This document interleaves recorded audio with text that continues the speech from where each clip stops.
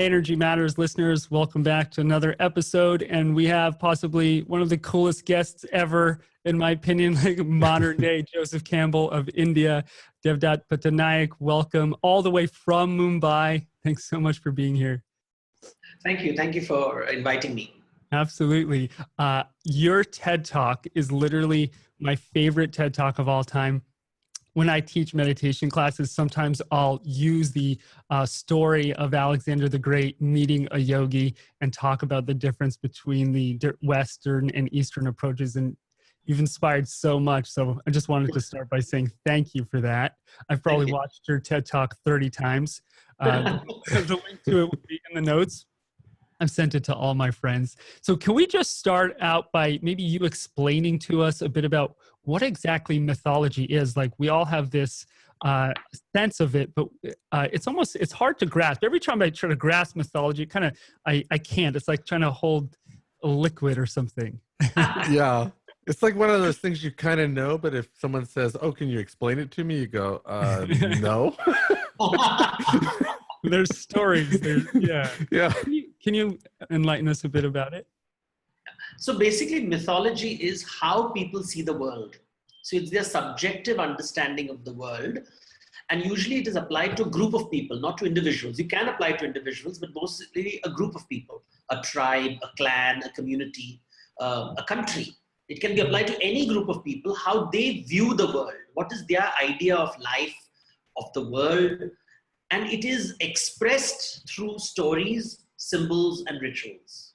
So when I hear, these are the tangible parts of it. The story, symbol, and ritual are tangible.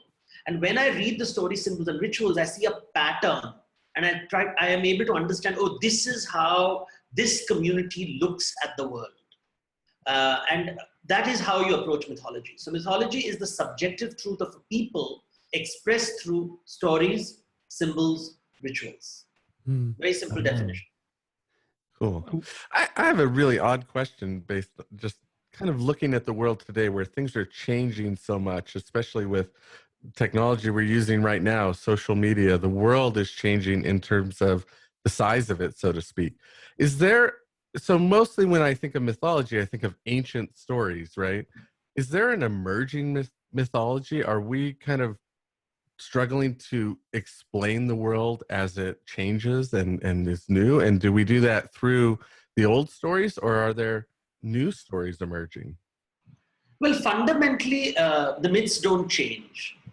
Fundamentally, how people see the world does not change with the technology you have. Whether you are a hunter-gatherer, whether you are a farmer, whether you lived 1,000 years ago, whether you live 1,000 years from today, the world at a very fundamental level, how you look at life, your view of life doesn't change. For example, and that's the fundamental fun thing about mythology. You know, it's like the architecture of the human mind. And it's an architecture of the human mind. So when we say Eastern architecture, Western architecture, and it manifests in architecture. So when you see Eastern art, you'll see Eastern art is very different from Western art. When you see Chinese art is very unique to China. And therefore, it expresses a mythology of China. The fact that they use chopsticks, Indians use their fingers. In Europe today, they use, when you use a fork and knife, all that comes with a particular worldview that emerges. And if you see the history of time, over time, there are only 3 or 4 basic structures that manifest in different forms. It doesn't really change at a very fundamental level. Human beings don't change because of technology. We would like to believe that we are different because we fly on an aeroplane, but really we're no different from our chariot riding ancestors. You know, at a very basic human level, we have not changed. Technology doesn't change. I mean, you'd like to believe that technology is going to make us different from people who lived 5,000 years ago, but it doesn't really. The human brain doesn't change so dramatically. So you said that there are 3 or 4 kind of main worldviews that have created all of these mythologies. Can you go, I guess your expertise is in the Indian one, but in your TED Talk, you talked about the East meeting the Western mythologies when Alexander the Great met with a yogi, or what you called a Gymnosophist. Gymnosophist. Can you start with that story to elucidate a little bit about the difference in the views, the different worldviews? This is an ancient legend. I mean, one doesn't know historically whether it actually happened. What we do know is that Alexander did come to the borders of India. He did meet strange men, and all his Greek scholars who accompanied him kept writing this word Gymnosophist, which translates as a naked wise man. Mm-hmm. And that's the meaning of the word. It's a Greek word. Gymno is naked and sophist is intellectual. And this naked intellectuals, that's the word he used. And it's very funny because the period when it came, there was this whole movement happening in India. It's the famous Axis age around the world. A lot of philosophical movements were taking place. And we do know that in India, there's a tradition of naked ascetics. They are called Digambars, or the sky-clad ascetics. And their images can be found across India. Large, gigantic images of men who are wearing nothing. And they have given up their face is very peaceful and calm, and they wear nothing. Digambar means sky-clad.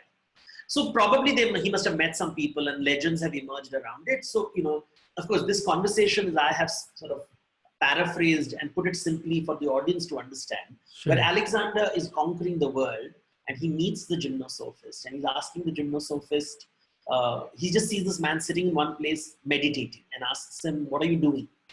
And he says, I'm experiencing nothingness. Mm-hmm. And then the Gymnosophist asks Alexander, what are you doing? And he says, I'm conquering the world. And they both laugh. Each one is thinking the other is a fool. Mm-hmm. Because Alexander believes that you live only once. And when you live only once, you have to achieve things. And if you don't achieve things, you won't be extraordinary. And if you're not extraordinary, how will you get a place in Elysium, which is the heaven of the gods that he believes in? So his whole life revolves around the word achievement. You have to achieve things.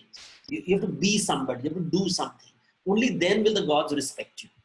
And it revolves around the assumption that you live only once. And that's the myth he lives in. Mm-hmm. But the Gymnosophist doesn't live in that myth. His story symbols and rituals are very different. He has been told all his life that you live not once, but infinite number of times. And if you live infinite number of times, there is nowhere to go. There is no destination. There is no full stop. There is no point, whether you achieve or you don't achieve, it doesn't make a difference. You have to understand. The purpose of life is not to achieve, but to understand. So you're seeing two different ways of looking at life. One person is saying that the value of my life is the sum total of my achievements. The other is saying the value of my life, no matter what I do, is zero because the denominator of my life is infinity. Hmm. So imagine if you live all your life thinking no matter what you do, it doesn't matter. And the other person saying whatever I do matters. They're two different people. Now this can be anywhere in the world even today, right? You meet people like that. They're driven, they want to achieve something. Let's do it.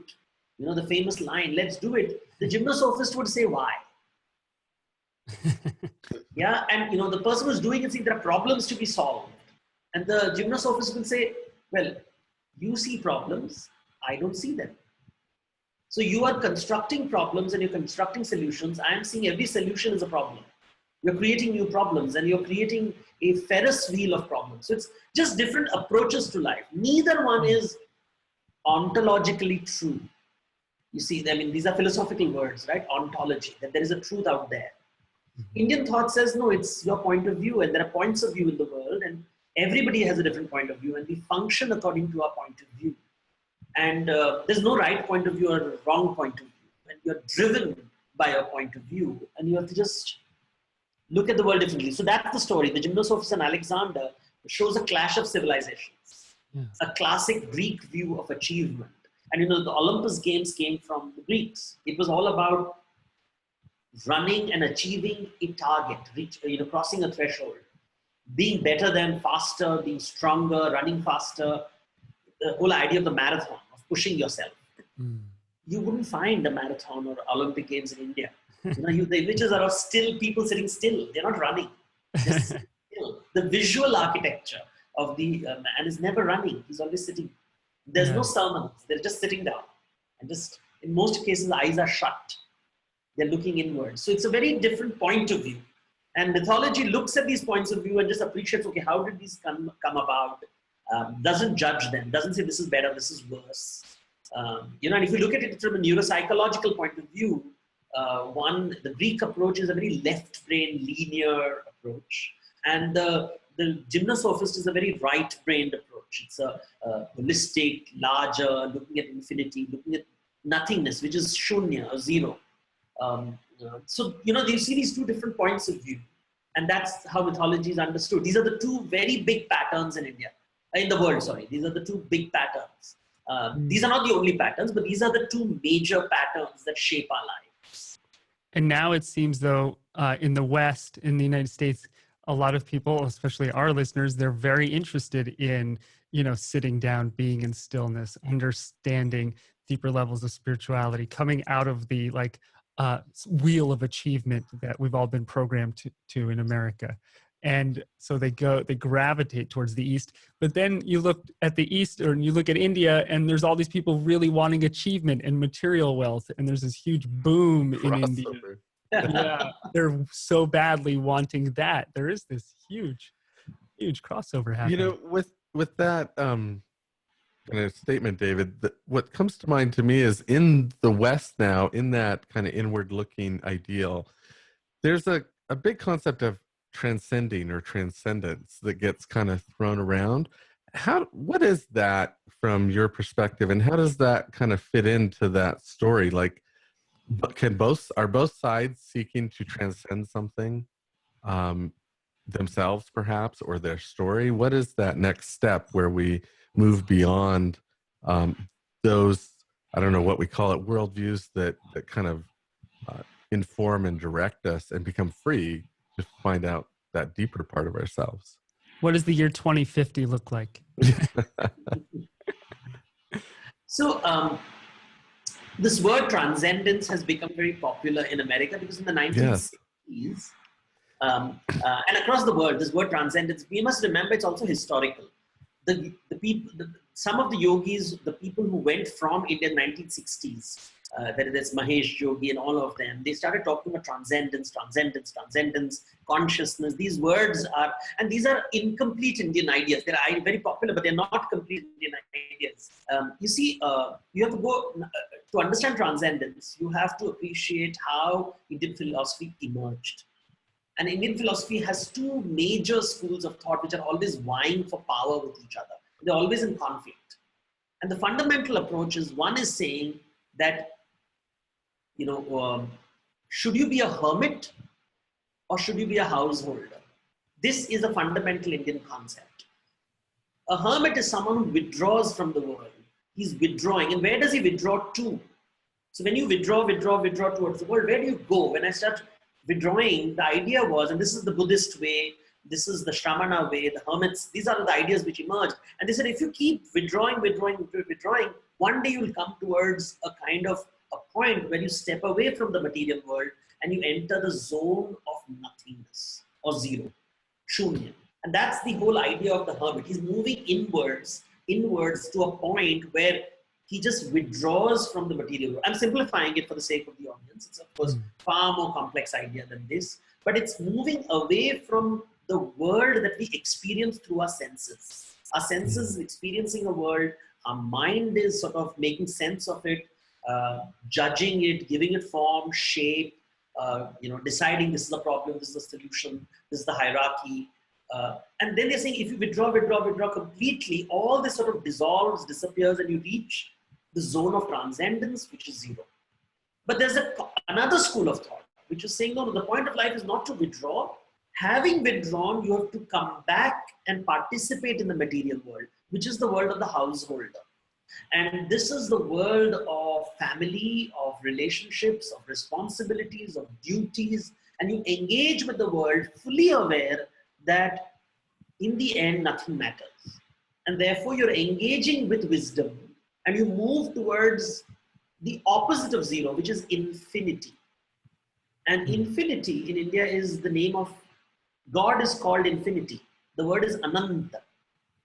Ananta. So the zero and infinity are the two extreme schools of thought in India. One is withdrawing, one is participating. One is moving towards the hermit, the other is moving towards the householder. This extreme space and is where they're moving towards, is the zone of transcendence. You're trying to deal with the reality that is nature or prakriti.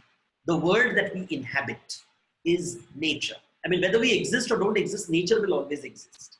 Whether life exists or doesn't exist, nature will always exist. And that's the canvas on which human thought exists. And that is how Indian thought is designed. So there is nature, and humans are dealing with nature, our engagement with nature. And this engagement makes us say, I can't handle nature, so I want to withdraw. That is the hermit approach. And the other is, I want to engage with nature, participate. And that is moving towards infinity. So that's how the word transcendence emerges in Indian tradition. And to be or not to be part of nature. Seems like we have both those movements in ourselves, that feeling of wanting to withdraw and that feeling of wanting to extend ourselves into the world kind of coexist, and we go back and forth in them. Yes, you see, all the mythic ideas, when you listen carefully, will resonate with every human being around the world. It is a question of what is emphasized. So I always use this approach that it's like a spice rack. So all of us as human beings have a spice rack, but our culture values a particular spice rack. And therefore that sort of amplifies itself in a particular zone. And that is, so in a crisis, how will you react? And the crisis is how you react determines so many things. And that is how cultures are different from each other, because they've chosen a particular spice to cope with their life. But all the spices exist within it. That's why a good myth has to resonate with you at a very fundamental level. And that's why they've survived for so long, because they sort of resonate at a very primal level within us. Yes.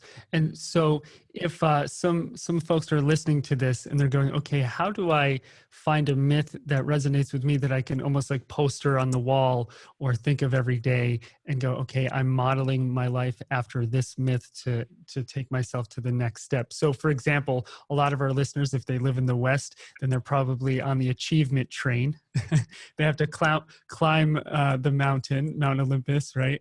And they have to conquer. That's we get on that train. So how do we find a myth that helps us kind of reorient ourselves to go, okay, that's maybe important, but transcendence is also important.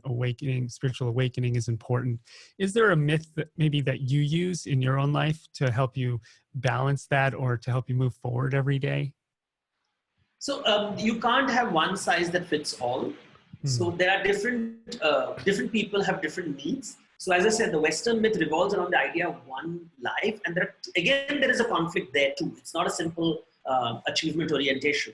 One is the Greco-Roman myths, which are revolved around achievement. And so whenever you talk about achievements, it's really a Greco-Roman view of the world. It's this. And you have a book for us. Sorry? And you have a book for us around Greco-Roman myths. Do you want to share that? Yes. Yes. So all the Trojan battles and all the Iliad, Odyssey, all that, they are all around achievement, right? If you look at the book Iliad of Homer, it's about this young man called Achilles. He's so powerful that when he participates in battle, you win.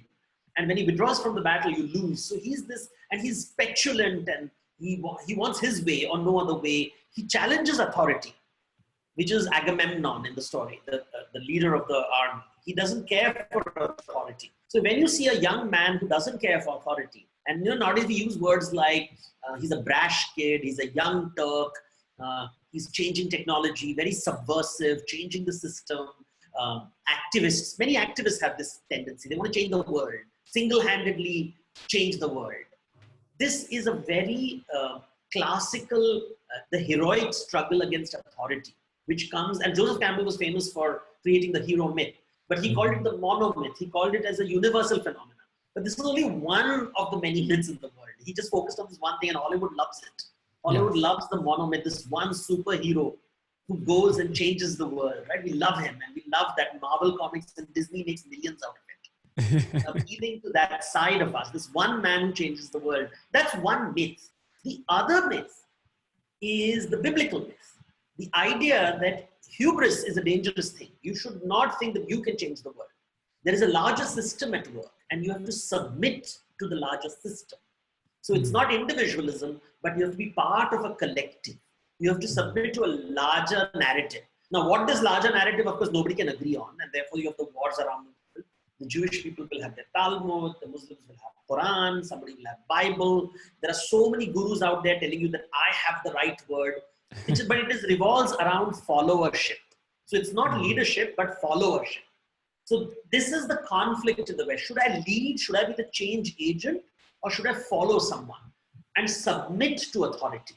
And classically, this is the individualism versus collectivism battle which goes on in the West. And now is spreading around the world because Western doctrine has become very powerful, which is very different from the hermit householder conflict, which you see in India. So, but they're, at one level they're similar, but the hermit householder is on the basis of infinity. So you have to classify these myths. So when somebody's asking, hey, what should be my myth? It varies. If you are an achievement seeker, I would always recommend look at the opposite. Look at the things that you are not. Why do you not want to be a follower? Why do you want to change the world? Or if you are a follower and you just want to listen to other people, hey, why do you want to listen to others? Why don't you focus on your own viewpoints? Why don't you take responsibility for your own actions? So you move from one to the other, and that sort of creates a tension which makes you question life, your way of being, and also makes you more empathetic. You understand how other people function. My focus of my work is around looking at other people. It is not inward gaze, but outward gaze. So most of my work revolves not around reflection, self-reflection. My work is look at the myths that other people live in and work with their myths. Don't try to change their myths, just to figure out what they are. If they are heroic, let them be heroic. And, if they want to be Cody.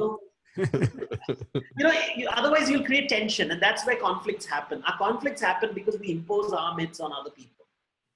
I think life is about negotiating through multiple myths, and everybody has their own myths. And a good conversation reveals a person's myth. Wow. Therefore, that's the focus in which my work is always. So all my books are about. So when I wrote this book, it is the Indian retelling of Greek myths. So there's always a dialogue. My conversation is always in the form of a dialogue, not an argument, but a dialogue.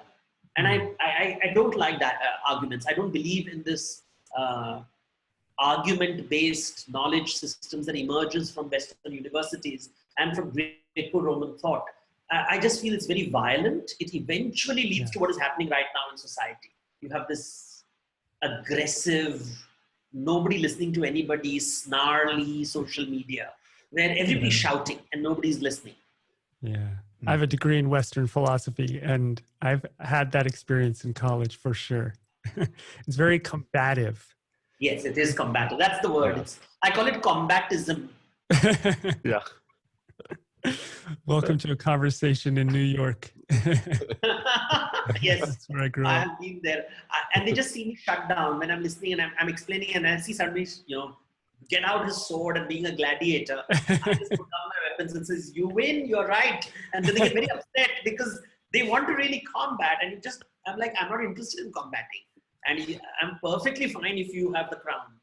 And then they get uncomfortable, right? Because the fun has been taken away.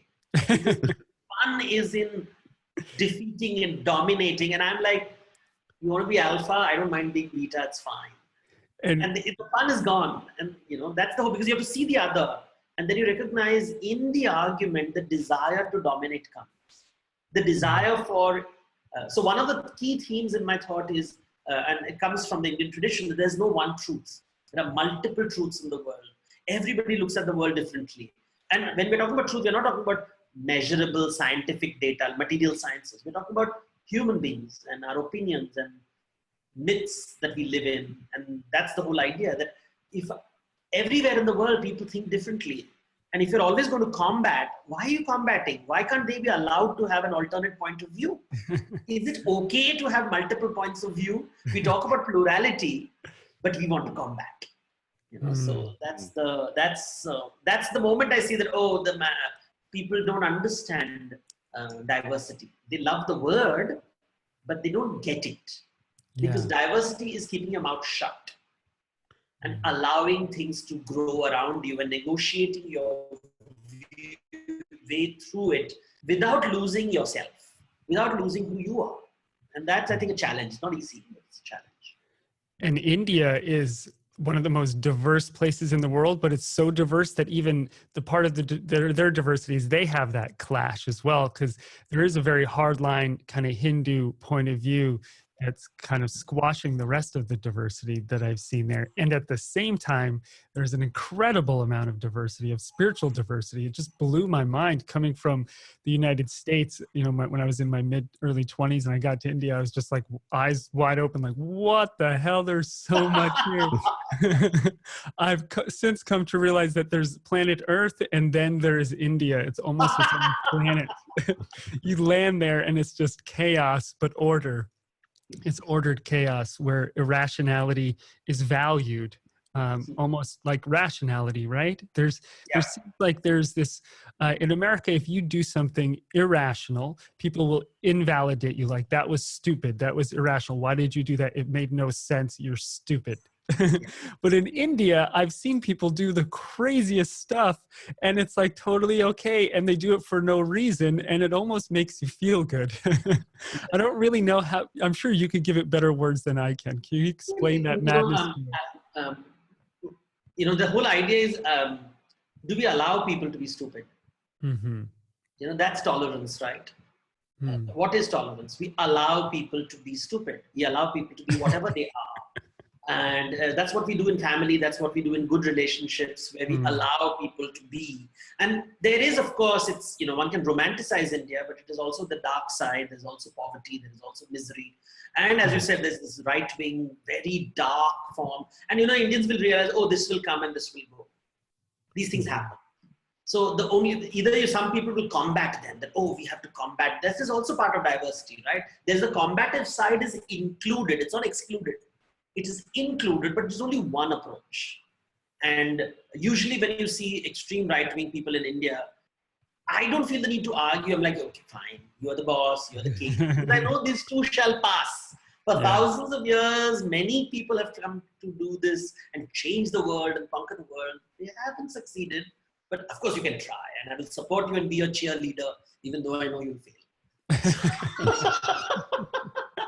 So that's the Gymnosophist approach, right? He'll be Alexander's cheerleader. And the whole thing is, it's not to invalidate the other. It is to step back and, that's the whole idea. For example, when you read Bhagavad Gita, we were talking about Bhagavad Gita. Oh, show us that book, please. Yeah. So, this is my reading of a very complex book. It's a very complex book, really. And this is called My Gita. And the very important emphasis on my, because I believe in subjectivity. I don't believe in philosophy can be objective. We bring our experiences into our philosophy and we are conditioned by our prejudices, and it's fine. There's no problem with that. The question is, do I accommodate and allow others to have their own prejudices? And do we sort of then negotiate with each other and expand ourselves to accommodate other thoughts? And, it's how do we include, and it's a complex process. And that's the approach. So one of the ideas which come from this philosophical text, and very important philosophical text in India, is that just as every plant is different and not every plant is valuable to you, every human being in the world is different and not everybody will be of value to you. So for example, I can see, outside your window, there's a coconut tree, and that is a value. The coconut tree has value. But imagine if there was a plant which was poisonous fruits. I will not value it. I'll not put it in my garden. I'll not put it in my house. I will not allow it around me. But it has a reason to exist. Nature created it for a reason. I may not understand it. I may not see value in it. But when nature creates it, there is a reason. And I must allow it, but maybe not in my space. Mm-hmm. But I can't invalidate it. I can't say you are a wrong plant because you're producing poison. Because birds, I'm sure there are birds that can eat that fruit and don't find it poisonous. So that approach, that's why nature is a very fundamental idea which comes in these philosophies. So you sort of, how do you negotiate with the other? How do you deal with the other? That's the big conversation. Do you withdraw? Sometimes you have to withdraw. You just sort of like, I don't want to deal with you. And sometimes you engage and you withdraw and you engage. And so part of the Indian worldview comes from the Gita. Can you explain for our listeners who have never really understood the Gita or what it is, a little bit about it and the story between Krishna and Arjuna, and what worldview comes out of it? So Gita basically means a song. Geet. Oh, okay. The real word, the Hindi pronunciation is Gita. It's not Gita, but it's Gita. It's a song. And all philosophies are presented in India as songs because remember, they were oral traditions. Nobody wrote it down, and songs are easier to remember. So they're written as songs. And all Indian philosophy really spreads through song. And this is a song of 700 verses, which contains, it's like a quilt of all Indian philosophy. That's why it's become very popular. It's become very popular in India. It's part of a larger epic. It is like the Greeks had Iliad and Odyssey. Indians have this epic, and I've written a book on the epic also called Jaya, which is the Mahabharata. The Mahabharata is a great story of war. It's a war story between, it's between, on one side there are 100 brothers, and the other side there are 5 brothers, and they're fighting over property. So it's a property dispute. And at a very different, and the 100 brothers are saying this entire thing belongs to us, and the 5 brothers says that's not fair. So it's a conflict, because it's a very complicated story. And just when they're about to fight, there's a great war has been declared, and the 100 brothers have managed to get 11 armies.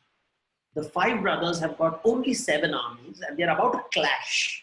And just so it's a very combative zone, they're all ready to fight, the greatest warriors in the world.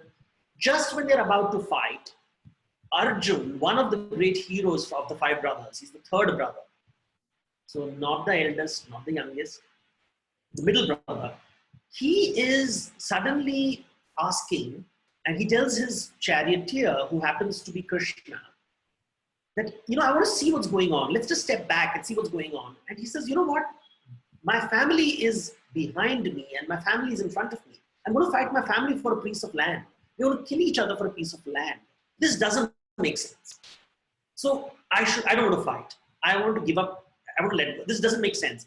I know there's a rational reason for it. There's justice and there's fairness and they are being jerks and we have to fight for it, but I don't want to fight.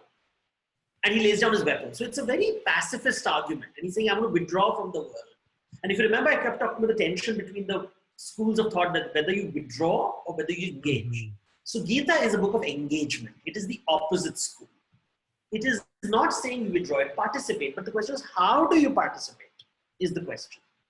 And the conversation therefore takes you on a journey of how do you participate? Are you engaging, and for whose benefit are you participating? Who is the beneficiary of your action?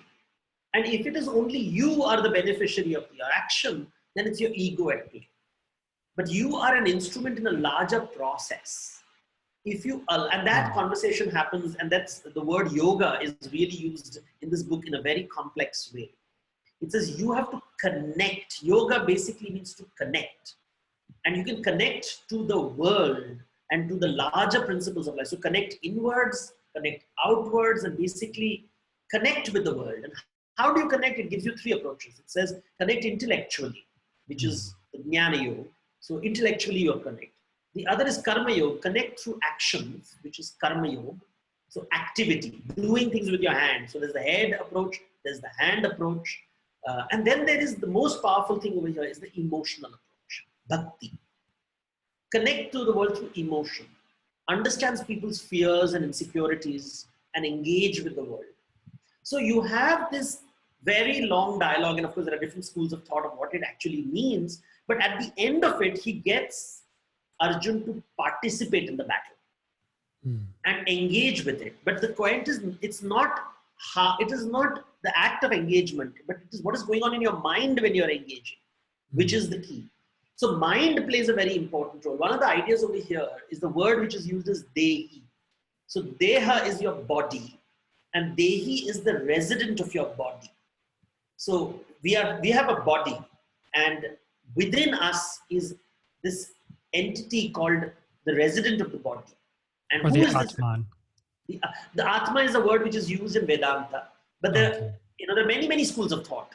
And of course, now the popular school of thought is Vedanta, and everywhere the words Atma, Brahma is used and people are familiar with it. But at a very simple level, it just means your mind. We try to make it very complicated. We use words like consciousness and use these big words and transcendence. It just means your mind And how does your mind engage with the world?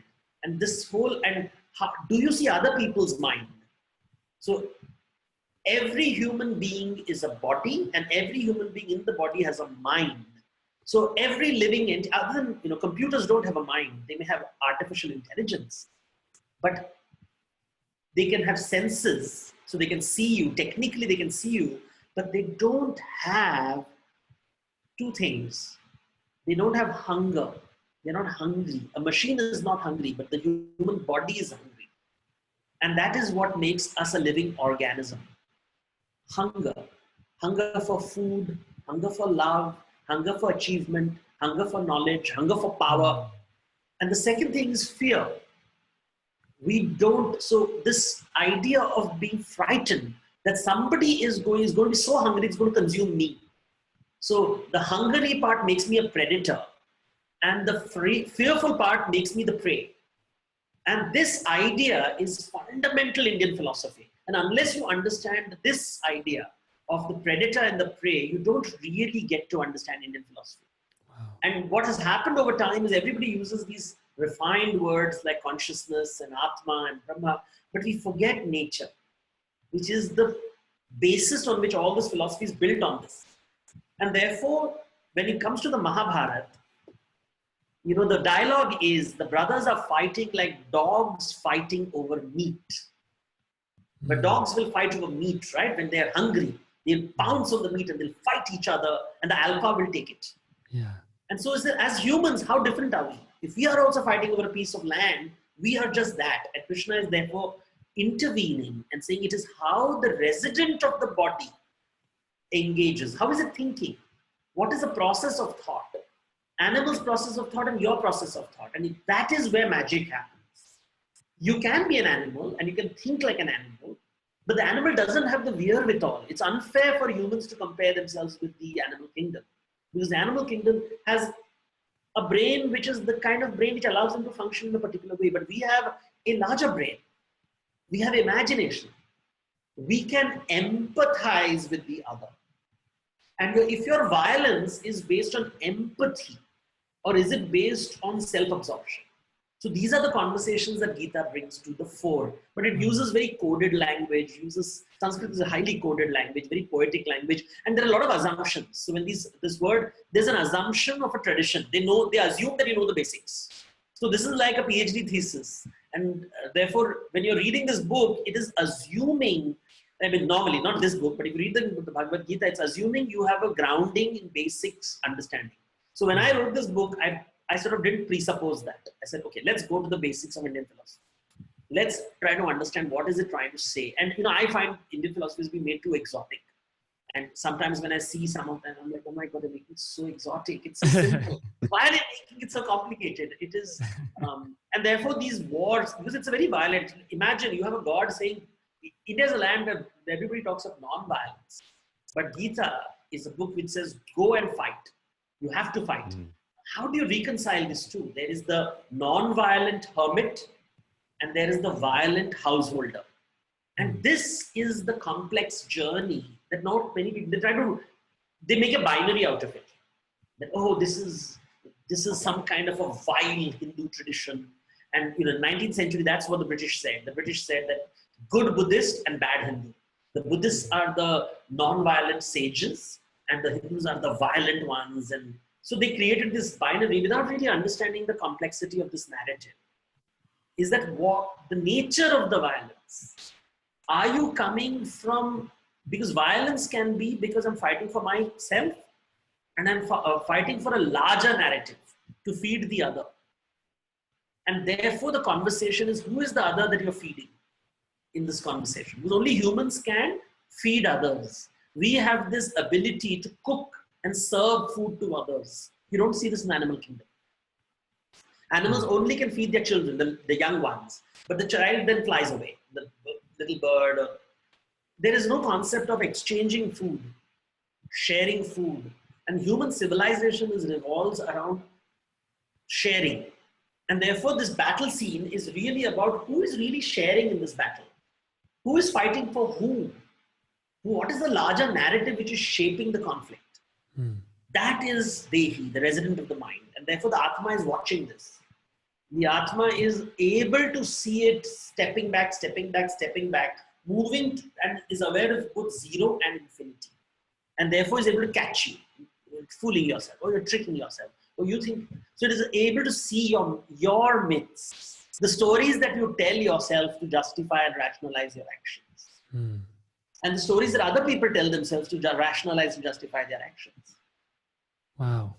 That's incredible. That's the best description I've heard of the Bhagavad Gita for sure. And for a very layman person, I was telling you guys this before we started, that one of my favorite movies, The Legend of Bagger Vance, which you both should see, is based on the Bhagavad Gita. Will Smith and Matt Damon. Will Smith is Krishna and Matt Damon is Arjuna, and they have this conversation and he helps them.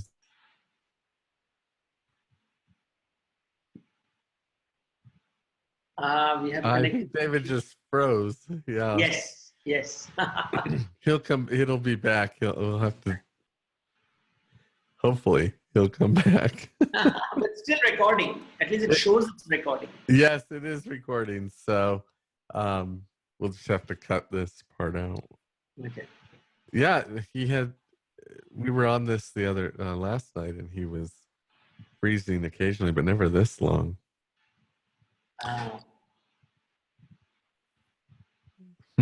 Hopefully he will come right back here.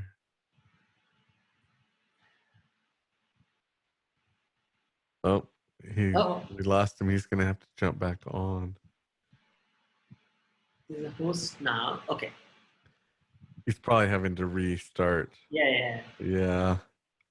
That's is this great. Well? Is it working? Yes, that's a great story, and I kind of have a question in that whole description, because a lot of it's about conflict and violence. You know, is there a way in that myth out of the violence, or I maybe I'm just not clear on the story about, as I look at the world today, how do we get beyond the violence? And maybe, that would be my question. Sure. When David's back. Should I answer, or should we wait for... We should wait, because we kind of need him to kind of jump in with his story of bigger van. Okay, we just wait and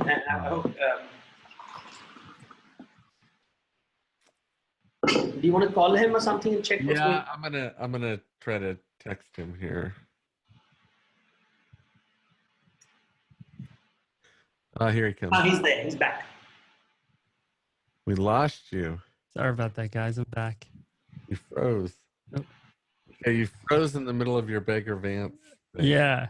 So, we'll edit it. So coming back to that.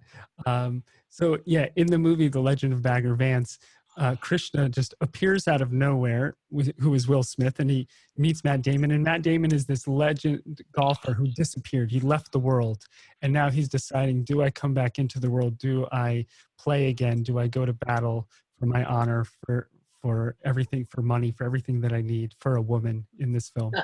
And so Krishna, or Will Smith, is guiding him through this process of how to do it. And most of the film, Krishna doesn't mention golf very much, even though it's all about swinging the clubs, and making a hole-in-one or whatever it is and winning. Krishna is almost always bringing it back to what is happening inside of, or Will Smith's bringing it back to what's happening inside of Matt Damon's mind. And when he starts to defeat the demons in his mind, that's when he wins the golf match. And that's when, in the Hollywood film, he gets the girl and all of that. Everything works out.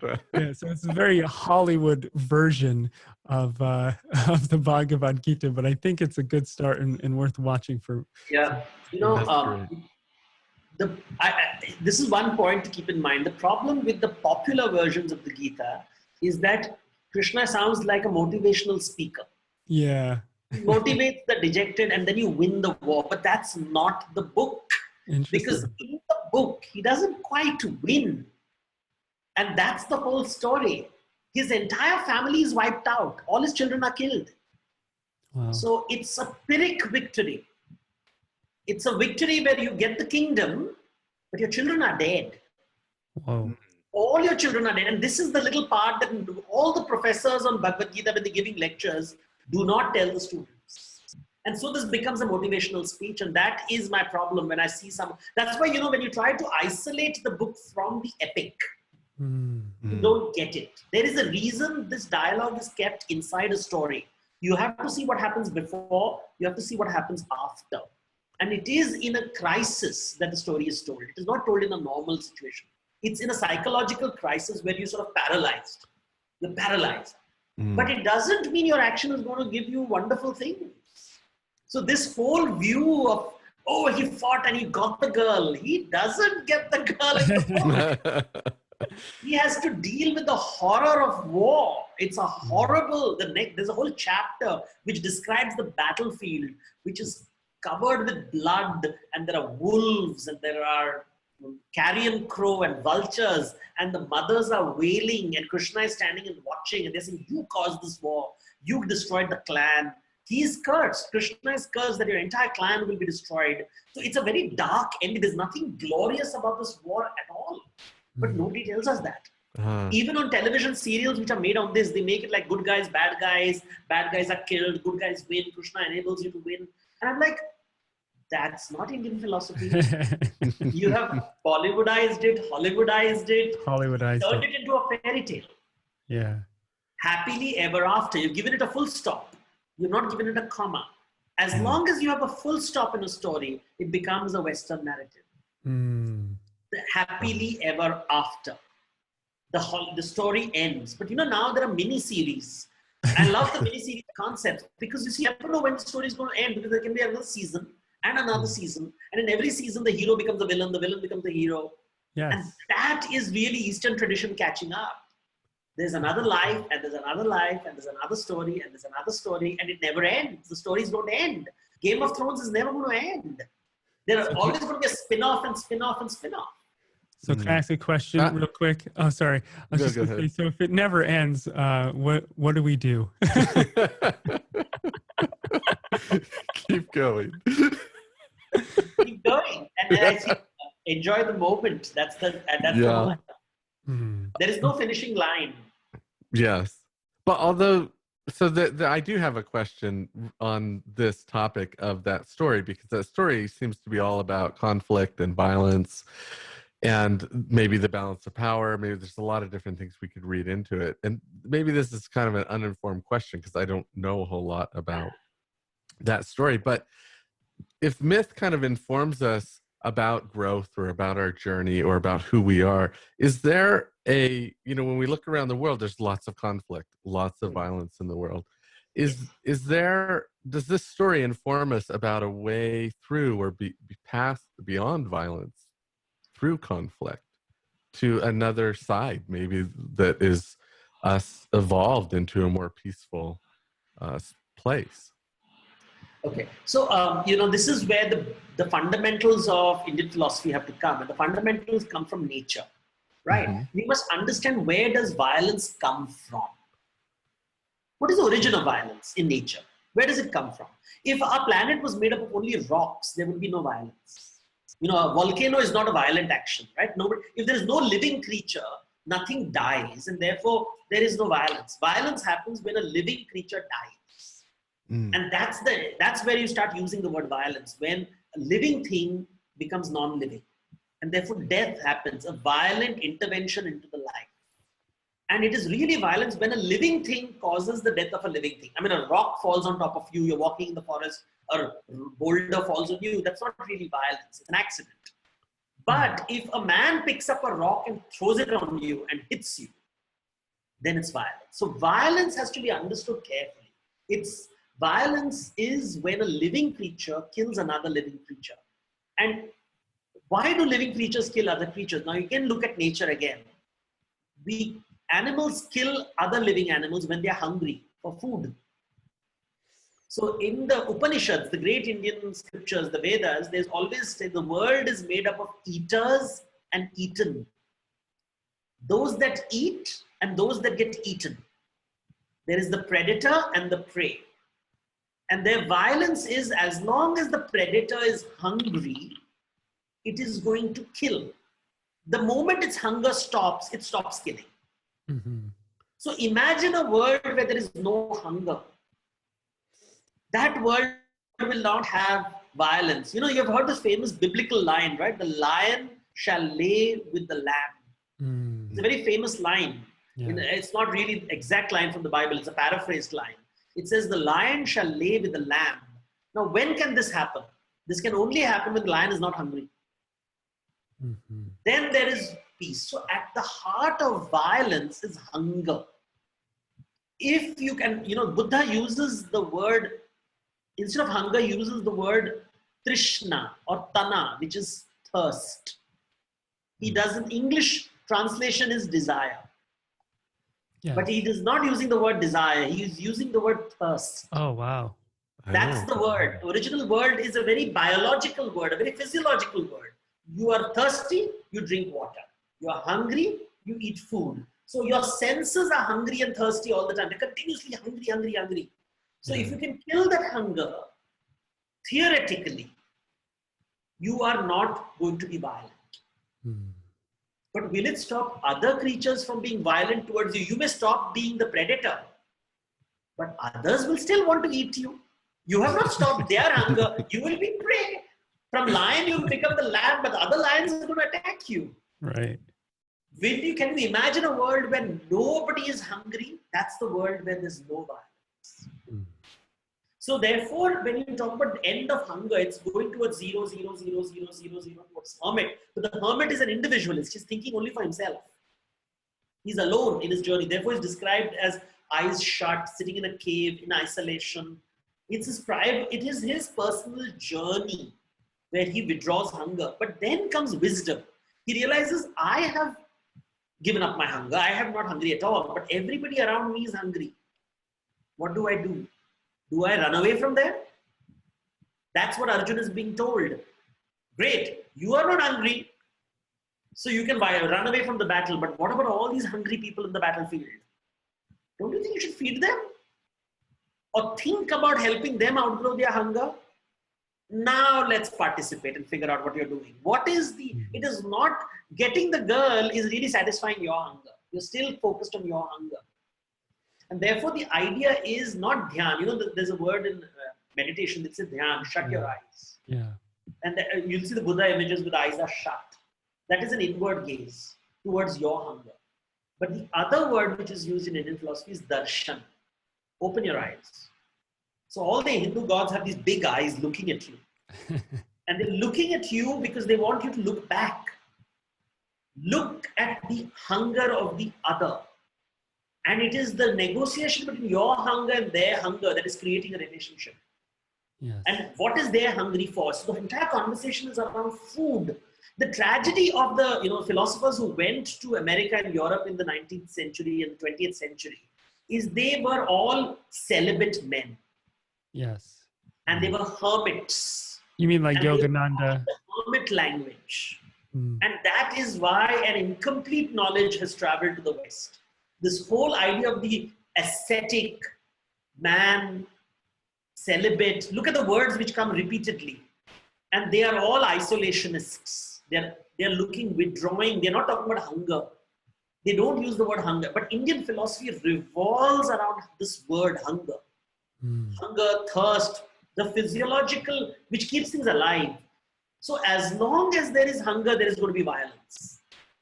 And think about it. Even if you are the simplest man in the world, you want to build a farm. You're going to cut trees. That means you're going to destroy an ecosystem. There is violence against animals, against plants, against earth, against river. You want to go to, become a hunter-gatherer. Hunter kills. So there's violence again. The gatherer. So the hermits in the old days would say that we will eat only a fruit which falls from a tree. We won't pluck a fruit. Yes. So that's a theoretical explanation of a man who doesn't want to engage in violence. That's the meaning of it. I will not eat at all. That's why fasting is very important. They eat very less. They eat minimal. They will say that no, we will not. Because the act of eating is violence. And therefore, when you see the Kali image, this ferocious image of the goddess where she has got blood dripping, it is really showing human hunger. It is a reflection of what is within us. This hungry, we are hungry for food. And so how do you translate hunger in the modern world? We call it ambition. And then it's cool, right? You have to be ambitious, you have to be hungry. In the MBA schools, everybody's taught, make your $1 billion. That's a violent act. That is violence. Just because you're doing it inside the computer with computers doesn't mean you're not being violent. You know, it is violence, but it's just, it's not violence because it's not visual. Your violence is not visible. You have sort of isolated, but you are essentially feeding and the act of feeding is going to be violent. And, classic example is Facebook, right? It is feeding on people's data. It's hungry, and therefore we are feeling violated. We are not being hurt physically, but we are being hurt psychologically. We are feeling violated. You're taking away my data. You're taking away my privacy.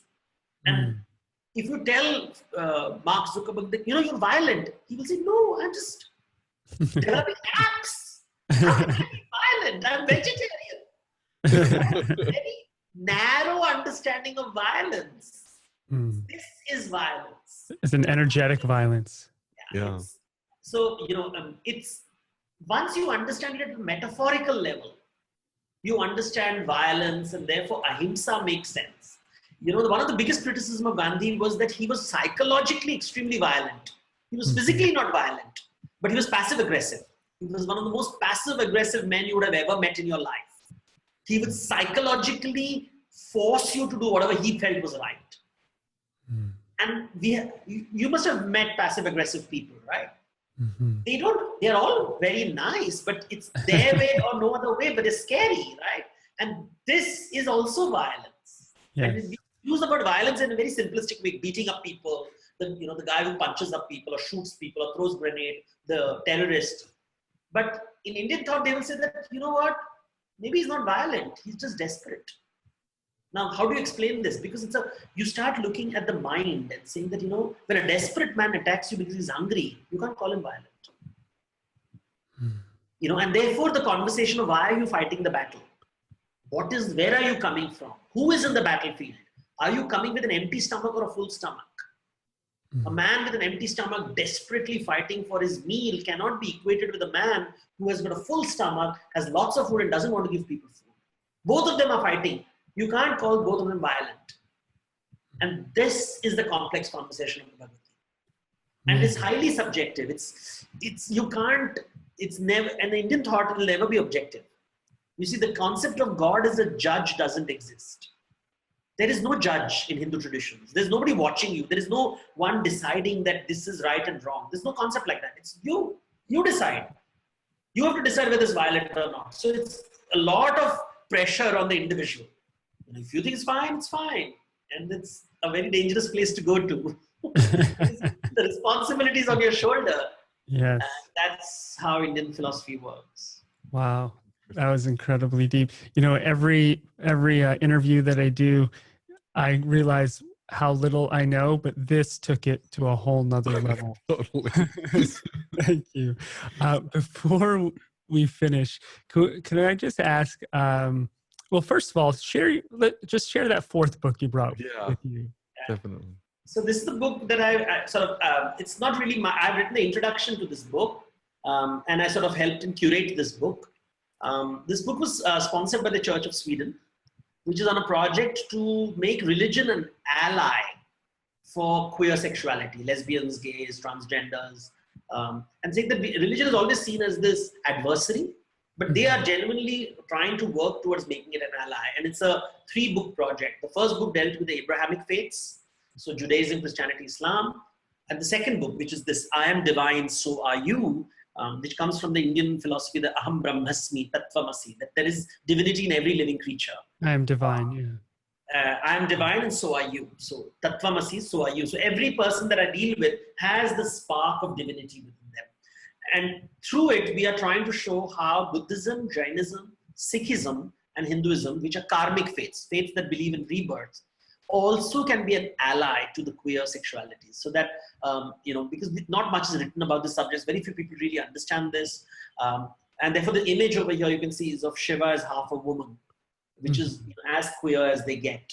You won't find such images in most parts of the world. And Indians are absolutely comfortable with this image, but they don't know. When you say the word queer, they get scared. They say, no, it's not queer. It's metaphorical. It's allegoric. Don't. We don't want to deal with gay people. There's all Western, which that happens everywhere. But I always joke with Cody that when you're in India, in every temple you go to, there's a Shiva lingam in every temple, and Westerners that go, they have no idea. I'm like, that is a Shiva lingam. That is part of their tradition. I love that. I love so much about the Indian. The Shiva linga, as the Westerners see it and the way Indians see it, is very different. Very different. The classic gaze. Again, it is the result, like I said, 1960s and 70s, these celibate men went to the West. Yes. What has happened is every book that you will read about the Shiva linga will translate it as a phallic symbol. Yes. Not a single Hindu calls it a phallic symbol. Not one. And therefore they get very irritated, because you know what it means? It means the form of the formless. When people are going to the temple, they are not seeing a phallic symbol. Of course. Nobody, their parents have never told them that. They've never heard this. They only hear this from Western tourists who have read Western guidebooks, which are written by Western academicians, who are influenced by British Orientalists, and they're using the word phallic, and they're like, but we have never heard it. We are Hindus. We have worshipped it. It's like, I'll give you a simple example. It's like going into a church and looking at a Christian and saying, why do you worship a torture symbol? Yes. Right. Because a crucifix is technically a torture symbol. Or why do you worship a dead body? Yes. Man hanging, naked man hanging. Why? But the person who's actually in the church and is the faith, he doesn't see it that. He sees something totally different. This is really the tragedy of mythology. We don't see the world as others see it.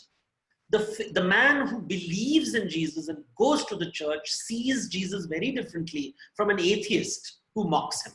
Yes. In the same way, a Hindu who goes to a Shiva temple, he has never ever heard the word phallic, ever.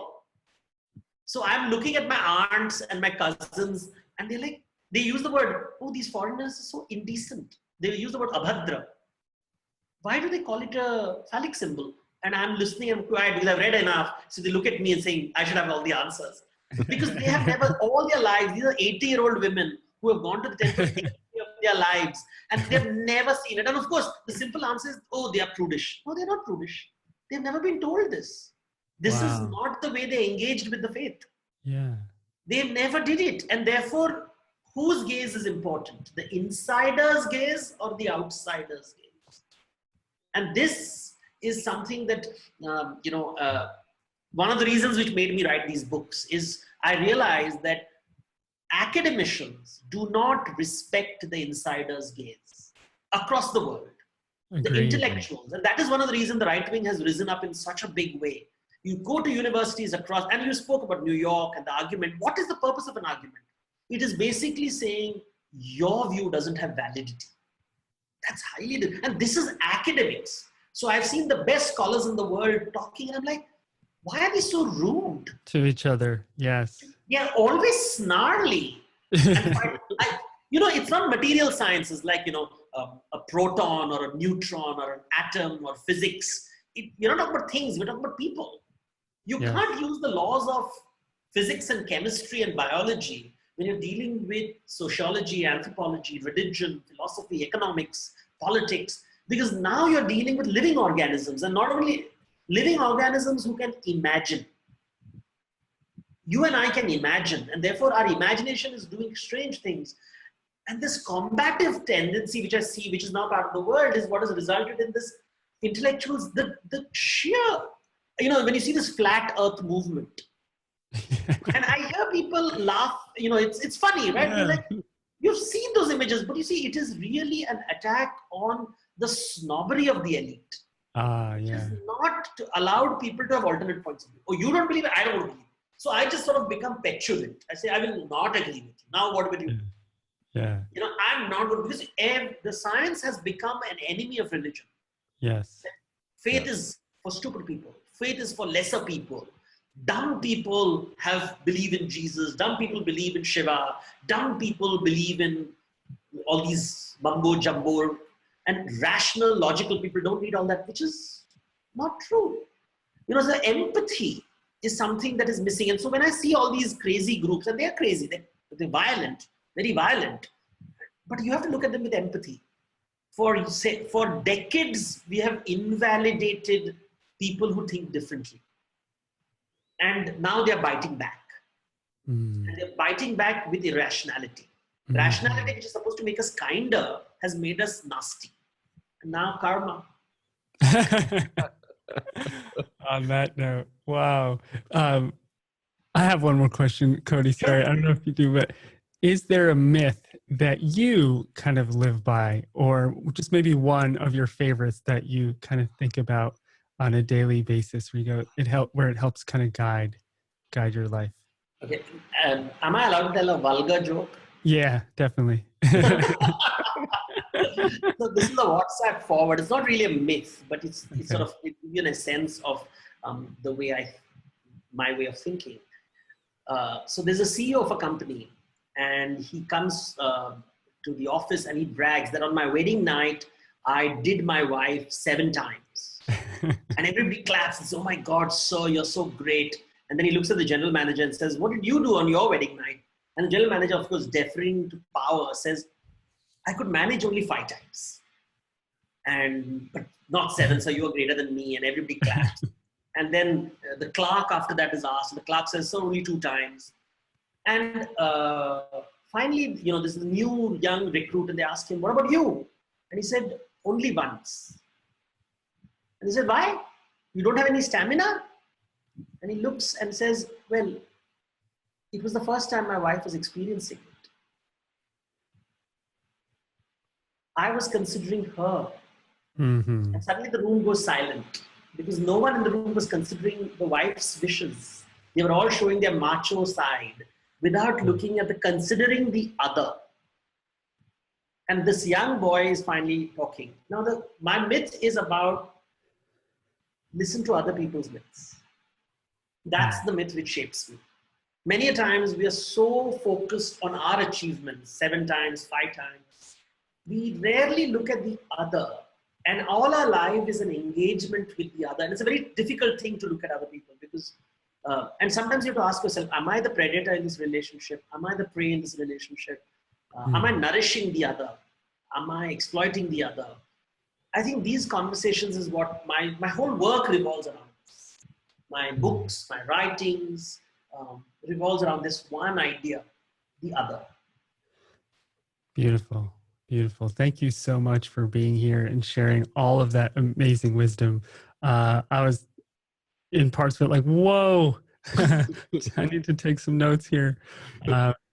And Devdutt, thank you so much for being here. And if some of our listeners, people watching, want to find you, where can they find you? Well, they can Google my website, Devdutt.com. And my email is devdutt@devdutt.com. Simple. And Devdutt, you've written over 30 books and 600 articles. You got so much free content. So if you guys are interested, the link will be in our show notes. So thank you so much for being on Energy Matters. We really appreciate it. All the way from India. Namaste. Yes. Thanks, guys, for listening. Thank you See you so next much. time. It was a pleasure.